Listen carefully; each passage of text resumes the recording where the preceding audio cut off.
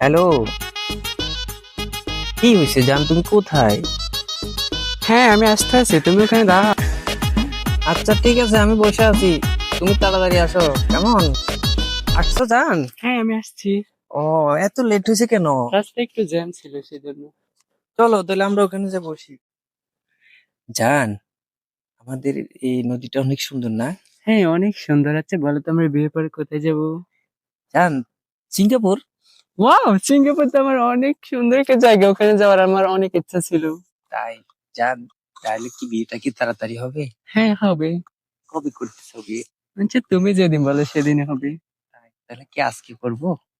আচ্ছা চলো তাহলে, বাড়ির কেউ আমরা জানাবো না, আমরা নিজেরাই বিয়ে করে ফেলি। ঠিক আছে জান, তাহলে ওইটাই হবে, আজকে আমরা বিয়ে করে নিব, কেমন? আচ্ছা। ওকে যা। আহ, জান, অনেকদিন পর ঢাকা থেকে আসলাম, দেখি একটু ঘুরে আসি নদীর পাড় থেকে। ওরে কিরে, ইয়াঙ্গু সেলিং বাগান, ওর সাথে তো একটা মেয়েও আছে, তাই দেখি আজকে। জান, আচ্ছা, বাচ্চা হলে, আমাদের বাচ্চা হলে ছেলে হলে কি নাম আর মেয়ে হলে কি নাম রাখবা? কেন, মেয়ে হলে করি। ও, আর ছেলে হলে?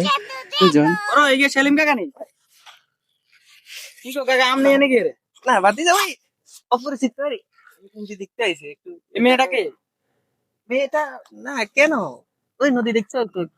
কি নদী দেখতে আসে আমনে মেয়ে চাষিরে তুই আমনে এনে মাইয়ালে ঘুরেন নদীর পারে আমগো এলাকা তাও আমি আজকে চাষির কইতেছি না বাতি যা।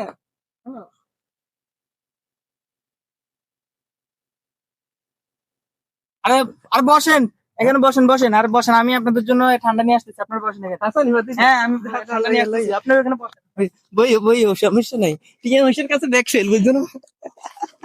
আরে বইও।